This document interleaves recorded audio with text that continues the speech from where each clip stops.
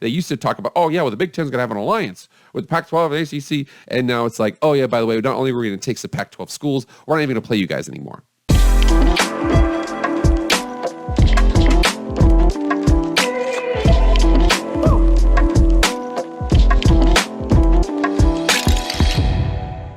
What is up, everybody? It is Jake with Master of Football, back at it again. Happy Thursday. Thank you so much for being here. If you want to be up to date on all things college football, pro football, Madden, EA college football, NFL draft, basically, if you love football, hit that red subscribe button. You will not be disappointed.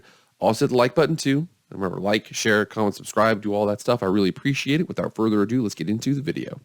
All right, guys, here we are on another slow day in May of 2023, talking through some college football news here. And something came across the docket that it's just so annoying that it seems like that every single day here, there's something, little tiny thing here that matriculates out from news of a lot of conferences here that just further alienates them. Because, again, right now, for most of you who understand the difference between pro football and college football, the difference between pro football and college football is like the difference between the UFC and boxing. Very similar. They're combat sports, not exactly the same. However, one has a commissioner over the top of it, holds the league down. Everybody is a united force, 32 teams together. The other one is, 10 conferences in the FBS ranks, all kind of vying for their own situations, their contract negotiations, this and that, some want their own like rule changes, blah, blah, blah. There's a whole bunch of situations there that are all very, very disunited. And again, just like boxing, the WBO, the IBF, whatever, all those different leagues out there. So with that, there's a lot of maneuvering that is happening out there. One new rule and or a removal of a previous rule is coming into effect right now, and it could potentially, and again, not this rule directly, but it is kind of leaning toward this weird Power 2 breakaway, Power 5 break, whatever the hell the situation is. Let's go into that rule right now from Action Sports Network with Brett McMurphy. Here we are on actionnetwork.com, and then the Big Ten strongly considering removing non-conference Power 5 schedule requirement. This was from Brett McMurphy just the other day here. So the Big Ten is strongly considering removing its requirement for leagues teams to play a Power 5 non-conference team starting in 2024, sources told the Action Network. Big Ten teams would also be allowed to continue scheduling football championship subdivision opponents, sources said. In 2024, the Big Ten grows to a 16-team league with the additions of USC and UCLA. Although the league's scheduling format has not been formally officially determined, the Big Ten is expecting to continue with a 9-game league schedule unless something crazy happens, a source said. If the change is made, Big Ten teams could still schedule games against Power 5 non-conference opponents, but it would no longer be required. And again, a couple years ago, there's this weird arms race between these teams right now. Again, you see this with the SEC, in addition to the situation with the Big Ten. Those two right now, the SEC from a competition perspective is the top dog. However, from the money perspective, the Big Ten is the top dog. And you know that they're both trying to fight for that competition perspective here. USC and UCLA joining the Big Ten, Texas and Oklahoma joining the SEC. Now they're at 16 teams for these conferences. This is the first time in the last couple of years that a team has gotten to 16 teams. How do you navigate that? What are the strengths? What are the weaknesses? They're kind of finding their way through. One of the things they're like, okay, we'll make it a little bit easier on you. We had this requirement. You have to schedule one non-Power 5 or one non-conference Power 5 opponent. No longer going to be a requirement going forward. As here, since 2016, the Big Ten began requiring league members to play at least one non-conference Power 5 opponent annually. However, some Big Ten schools could ask the league for office for exemptions for other programs not in the Power 5 league to count as towards its requirement. Besides the teams of the other Power 5 leagues, the ACC, Big 12, Pac-12, and SEC, plus Notre Dame, several non-Power 5 programs counted towards the Power 5 requirement. That includes 3 service academy schools, Army, Navy, and Air Force, along with BYU, who is now going to Power 5, Cincinnati, who's going to Power 5, UConn, and others. UConn doesn't make much sense here, but we'll get into that in a second here. Ironically, the removal of the Big Ten's Power 5 non-conference requirement would occur the first year that the CFP expands to 12 teams. This season, Michigan is the only Big Ten school that did not schedule a Power 5 non-conference opponent. The second consecutive season, UM didn't schedule a Power 5 non-conference opponent. Only 3 programs, Northwestern, Ohio State, and Rutgers, scheduled an FCS opponent in 2023. It says here, after Notre Dame plays an FCS school this fall, future Big Ten member USC will become the only football bowl subdivision school that has never played an FCS opponent. That's crazy. USC's never played an FCS opponent. Hey, say what you want about USC, but you can't say that. even though the Big Ten is expecting to remove its Power 5 non-conference opponent, that's first of all, that's a really difficult thing to say 5 times fast. Requirement starting in 2024, each Big Ten school already has scheduled a Power 5 non-conference opponent in at least 3 of the 4 seasons between 2024 through 2027. What's unknown is whether or not those Big Ten schools will keep those future Power 5 non-conference opponents or adjust their future schedules by playing fewer Power 5 teams out of conference. And I on Twitter shared my perspective here. I said, from the creators of SEC Crap Week coming soon, Big Ten Crap Week.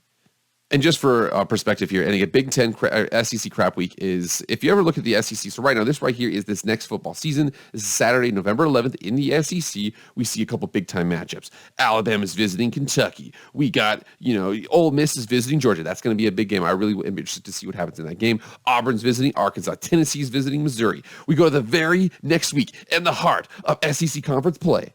And we have Chattanooga playing Alabama, FIU playing Arkansas. We have Abilene Christian playing Texas A&M, New Mexico State playing Auburn, Georgia State playing LSU, Southern Miss playing Mississippi State, and UL Monroe playing Ole Miss.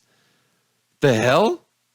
So that's been occurring for many years in the SEC. And again, a lot of the people out there that basically say, oh, well, there are certain things that happen that make that so, so I'll break it down for the people out there who don't understand what happens here. And again, at the end of the conference season for a lot of those teams, you see Georgia has a non-conference, rivalry. We have Clemson has a non-conference rivalry. Florida has a non-conference rivalry. A lot of teams out there have to schedule those around other teams, and you have to ask for exemptions and here and there. So it's really difficult to schedule normal teams in those time slots. So they fill them in with a lot of FCS and lower level opponents there. Again, they pay those teams out greatly in this and that. This isn't the exact same situation that's happening with the Big Ten. Again, the Big Ten had a requirement. The Big Ten had a requirement where you had to play a Power 5 non-conference opponent. That one right there is you schedule a crappy team around week 12, 13, 14 of the college football season. Not exactly the same situation. However, it is intended to soften up the schedule. And I heard this perspective here too. So who does this benefit most? It doesn't necessarily benefit the Ohio States. It doesn't benefit the Michigans. It doesn't benefit the big schools, Penn States, things like that, USC either. It really benefits the mid-tier programs, the Purdue's, the Michigan States. Michigan State's a solid program, but I'm just saying for this example, they're in the mid-tier here. Minnesota's, the Maryland's here and there, because what this does, and again, we're going to go into the reason why the SEC does that, why, not in an exact way, but the Big Ten is doing that too. And the reason why they're doing this is because it makes a lot of money because it works. And we see this from SI.com over here. And this is this is November 14th, 2018. And this is right around SEC Crap Week of the 2018 season. Why does the SEC have a cupcake schedule? Basically, because it works. Every year they schedule those terrible teams. And to be honest, it pushes a lot of those teams into bowl contention. So when we check out the Big Ten here, now this was last season, so this is the current requirement. Everybody here has to play a non-conference Power 5 opponent. Remember here, Michigan, UConn counted towards it because Michigan played Colorado State, who was terrible, Hawaii, who was terrible, and UConn, who wasn't very good either, but UConn counted towards their Power 5 requirement, so to say. But you see the fact that here, we look at this. I mean, we've got 1, 2, 3, 4, 5, 6, 7, 8, 9 out of 14 bowl eligible teams. However, very interesting to see this down here. We see this 5 and 7 of Michigan State. We're going to touch base on that in a second here, but because remember here, we need to talk about what this is designed to do. 9 out of 14 for the Big Ten. We come down here to the SEC, and then we see they also had 14 teams this season. So that 1, 2, 3, 4, 5, 6, those 2 6 and 7 teams both went to bowl games. 7, 8, 9, 10, 11. 11 out of 14. So as opposed to 9 out of 14, you have 11 out of 14. Remember here, we got Florida here and Missouri. They both went 6 and 6, went 2 bowl games. They lost them. They had 6 and 7 records. But remember, I talked about Michigan State. They had that requirement this last season. What if that had flipped? You see this schedule right here. So this is a schedule. They went 5 and 7 in 2022, in concluding. So Western Michigan was a non-conference game. Akron was a non-conference game. And at Washington was a non-conference game too. What if this right here, as opposed to at Washington, it was home against, Eastern Michigan or something like that. They win that game. They go 6 and 6. They go bowling. Now, the Big Ten, as opposed to having 9 out of 14, they have 10 out of 14 going to bowl games. Makes that much more money for the conference overall. So again, like most things, this is turning back to money here. So the Big Ten used to require a Power 5 non-conference opponent to be on your schedule. There were some exceptions, a couple of the service academies here and there. They are removing that. I'm telling you right now, this is not going to affect Ohio State. They're still going to schedule Oklahoma. They're still going to schedule Notre Dame. This isn't going to affect USC. They're still going to schedule hard opponents out there. It should affect Michigan because UConn should not count as a Power 5 opponent. That counted towards their requirement in 2022. But going forward, this is going to really help out Maryland, Penn State, Michigan State, Minnesota, any of those teams that if they have a bad season, they're at that 5 and 7 rank, need to push them up to the 6 and 6 rank. The SEC has been doing it for years with SEC Cupcake Week, SEC Crap Week, whatever the hell you want to call it. The Big Ten is following suit because remember, it's a copycat league. All right, guys, get in the comments right now. What do you think of this whole Big Ten removing a Power 5 non-conference opponent thing? I don't personally like it. I hope that they do continue to maintain good rivalries in between these teams out here. I remember the alliance is dead. The alliance never meant anything. It was stupid. It was a dumb idea. In fact, it was complete lip service. So we're seeing that more and more each day because now they used to talk about, oh, yeah, well, the Big Ten's going to have an alliance with Pac-12 and ACC. And now it's like, oh, yeah, by the way, not only are we going to take some Pac-12 schools, we're not even going to play you guys anymore. All right, guys, get in the comments right now. Let me know what you think. And remember, please like, share, comment, subscribe, do all that stuff. I really appreciate it. So for me, guys, I'll see you guys later. I am out.